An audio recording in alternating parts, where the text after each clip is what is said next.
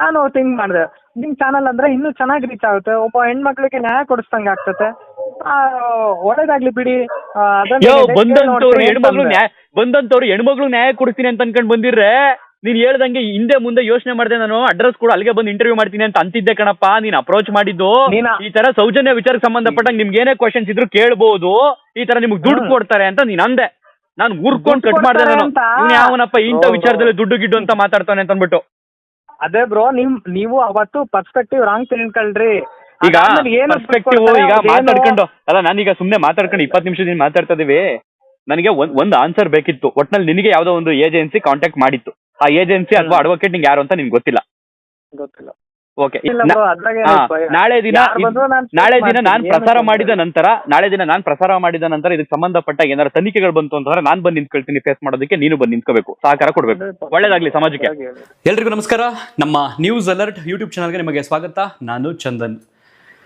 ತಾಯಿ ಸೌಜನ್ಯ, ನೀನು ದುರಂತ ಅಂತ ಕಂಡು ಹೆಚ್ಚು ಕಡಿಮೆ 13 ವರ್ಷ ಆಗೋಯ್ತು. ನೀನು ಹೆಂಗೆ ಸತ್ತೋ, ಹೆಂಗೆ ಒದ್ದಾಡ್ಸತ್ತೋ, ಹೆಂಗೆ ಅಯ್ಯೋ ಅನ್ಕೊಂಡು ಸತ್ತೋ ನನಗಂತೂ ಗೊತ್ತಿಲ್ಲ ತಾಯಿ. ಒಬ್ರು ಹೇಳ್ತಾರೆ ಅವಳ ಮೇಲೆ ಇಂಟರ್ಕೋರ್ಸೇ ಆಗಿಲ್ಲ, ಫಿಂಗರಿಂಗ್ ಅಷ್ಟೇ ಆಗಿದ್ದು, ಸಾಯಿಸ್ಬಿಟ್ರು ಅವಳನ್ನ ಅಂತ. ಇನ್ನೊಬ್ರು ಹೇಳೋವಂಥದ್ದು ಅವ್ರ ತಾಯಿಗೆ ಹೋಗಿ ನಾನು ಸೂಕ್ಷ್ಮವಾಗಿ ಹೇಳಿದೆ ನಿಮ್ಮ ಮಗಳು ಪವಿತ್ರವಾಗಿ ಸತ್ತವಳೆ ಅಂತ. ಇನ್ನು ಕೆಲವ್ರು ಹೇಳೋದು ಅವಳ ಮೇಲೆ ಗ್ಯಾಂಗ್ ರೇಪ್ ಆಗಿದೆ, ಅತ್ಯಾಚಾರ ಆಗಿದೆ ಸಾಮೂಹಿಕವಾಗಿ ಅಂತ. ಗೊತ್ತಿಲ್ಲ ತಾಯಿ, ನೀನು ಅತ್ಯಾಚಾರಕ್ಕೊಳಗಾದಂಥ ಸಂದರ್ಭದಲ್ಲಿ, ಆ ಸಮಯದಲ್ಲಿ, ಆ 2012ರ ಕಾಲಘಟ್ಟದಲ್ಲಿ ನಾನು PUC ಓದ್ತಿದ್ದಂಥ ಹುಡುಗ. ಈಗ ಭಗವಂತ ಯಾವುದೋ ಒಂದು ಯೂಟ್ಯೂಬ್ ಚಾನಲ್ ಏನೋ ಒಂದು ಮಾಡಿಕೊಟ್ಟಿದ್ದಾನೆ, ಅದನ್ನು ಮಾಡ್ಕೊಂಡು ಹೋಗ್ತಾ ಇದ್ದೀನಿ. ನೀನು ಪರವಾಗಿ ಯಾರ್ಯಾರು ನ್ಯಾಯ ಕೇಳ್ತಾ ಇದ್ದಾರೆ, ಎಲ್ಲರ ಬಯಲು ಅದೇನೋ ಬಯಲು ಮಾಡ್ತೀವಿ ಅಂತ ಅಂದ್ಕೊಂಡು ಒಂದಷ್ಟು ಜನ ಓಡಾಡ್ತಿದ್ದಾರೆ. ಅದರಲ್ಲಿ ನನ್ನನ್ನು ಈಗ ಸೇರಿಸ್ಕೊಂಡಿದ್ದಾರೆ. ಬಯಲು ಮಾಡ್ತೀವಿ, ಇವನಿಗೆ 50 ಲಕ್ಷ ಬಂದೈತೆ, ಇವನಿಗೆ ಅದು ಬಂದೈತೆ, ಇದು ಬಂದೈತೆ. ಬಟ್ ಈ ಕ್ಷಣದವರೆಗೂ ಕೂಡ ನನ್ನ ಮೇಲೆ ಬಂದಿರತಕ್ಕಂಥ ಆರೋಪವನ್ನು ಒಂದು ಸಣ್ಣ ಎಳ್ಳಷ್ಟು ಪ್ರೂವ್ ಮಾಡೋಕ್ಕಾಗ್ತಿಲ್ಲ ಅವ್ರಿಗೆ. ಅದಕ್ಕೆ ಸಪೋರ್ಟ್ ಮಾಡ್ತಿರ್ತಕ್ಕಂಥದ್ದು ನೀನು ಈಗ ನೋಡ್ತಿರ್ತಕ್ಕಂಥ ಮಾಧ್ಯಮಗಳು. ನಿನಗಿಲ್ಲ ನೋಡೋದಕ್ಕೆ. ಬಹುಶಃ ನೀನು ನೋಡಿದ್ದಿದ್ರೆ ನಾನು ಅವತ್ತು ಸತ್ತೋಗಿದ್ದೆ ಒಳ್ಳೇದಾಯಿತು ಅಂತ ಅಂತಿದ್ದೆನು. ಯಾವ ವ್ಯವಸ್ಥೆಯಲ್ಲಿ ನಾವು ಇದ್ದೀವಿ ಅಂತ ಅನ್ನಿಸ್ತಿದೆ ನನಗೆ. ಮಾತು ಇವತ್ತು ತುಂಬ ಕಮ್ಮಿಯಾಗಿದೆ ನನಗೆ. ಒಂದು ಹೆಣ್ಮಗಳು ಮನೆಗೆ ಹೋಗಿ ಆ ತಾಯಿನ ಸಂದರ್ಶನ ಮಾಡ್ಕೊಂಡು ಬಂದ ಮೇಲೆ ನನ್ನನ್ನು ವೈಯಕ್ತಿಕವಾಗಿ ತೇಜೋವಧೆ ಮಾಡಬೇಕು, ನನ್ನ ವಿರುದ್ಧ ಅಪಪ್ರಚಾರ ಮಾಡಬೇಕು ಅಂತ ಯಾವ ಮಾಧ್ಯಮಗಳಿಗೆಲ್ಲ ಹೋಗಿ ಯಾವನೋಗಿ ಮೈಕಿಡ್ಕೊಂಡು ಮಾತಾಡೋದೇನು, ಅವನು ಆ ಗ್ಯಾಂಗು, ಇವನು ಈ ಗ್ಯಾಂಗು, ಇವನು ಹಂಗೆ ಮಾಡಿದ್ದ, ಇವನು ಹಿಂಗೆ ಮಾಡಿದ್ದ, ಒಂದಕ್ಕೂ ದಾಖಲೆ ಇಲ್ಲ. ಇದೇ ಧರ್ಮಸ್ಥಳ ಪ್ರಕರಣಕ್ಕೆ ಸಂಬಂಧಪಟ್ಟಂಗೆ ಸೌಜನ್ಯ ಮನೆಗೆ ಹೋಗೋದಕ್ಕೂ ಮೊದಲು ಹೆಚ್ಚು ಕಡಿಮೆ 15 ವಿಡಿಯೋಗಳನ್ನ ಮಾಡಿದೆ.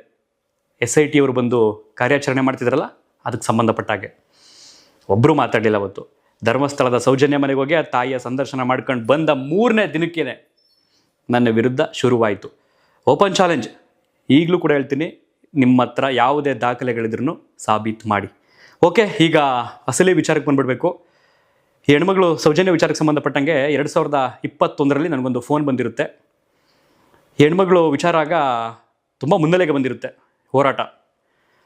ನಮ್ಮದೇ ಒಂದು ಯೂಟ್ಯೂಬ್ ಕಮ್ಯುನಿಟಿಯ, ಈಗಲೂ ಹೇಳ್ತಾ ಇದ್ದೀನಿ, ನಮ್ಮದೇ ಒಂದು ಯೂಟ್ಯೂಬ್ ಕಮ್ಯುನಿಟಿಯ, ನನ್ನ ಕಮ್ಯುನಿಟಿ ಅಲ್ಲ. ಕೆಲವರು ಬೇಕು ಅಂತ ಬಿಂಬಿತ ಮಾಡ್ತಾ ಇದ್ದಿರಲ್ಲ, ಅವನ ಕಮ್ಯುನಿಟಿ ಅಂದರೆ ಗೌಡ್ರ ಕಮ್ಯುನಿಟಿ ಅಂತ. ನನ್ನದೇ ಒಂದು ಯೂಟ್ಯೂಬ್ ಕಮ್ಯುನಿಟಿಯ ಆ ವಿಡಿಯೋ ಪ್ರಸಾರ ಮಾಡ್ತೀನಿ, ಮತ್ತೆ ಕೇಳಿ. ವಿಚಾರ ಯಾವಾಗ 2 ವರ್ಷದಿಂದ ಬೆಳಕಿಗೆ ಬರುತ್ತಲ್ಲ, ಆ ಸಂದರ್ಭದಲ್ಲಿ ನಮ್ಮದೇ ಒಂದು ಯೂಟ್ಯೂಬ್ ಕಮ್ಯುನಿಟಿಯ ನನಗೆ ಗೊತ್ತಿರ್ತಕ್ಕಂಥ ಒಬ್ಬ ಹುಡುಗ ನನಗೆ ಫೋನ್ ಮಾಡ್ತಾನೆ. ಸೌಜನ್ಯಗೆ ಸಂಬಂಧಪಟ್ಟಾಗೆ ಏನೀಗ ಹೋರಾಟಗಳು ನಡೀತಾ ಇದೆ.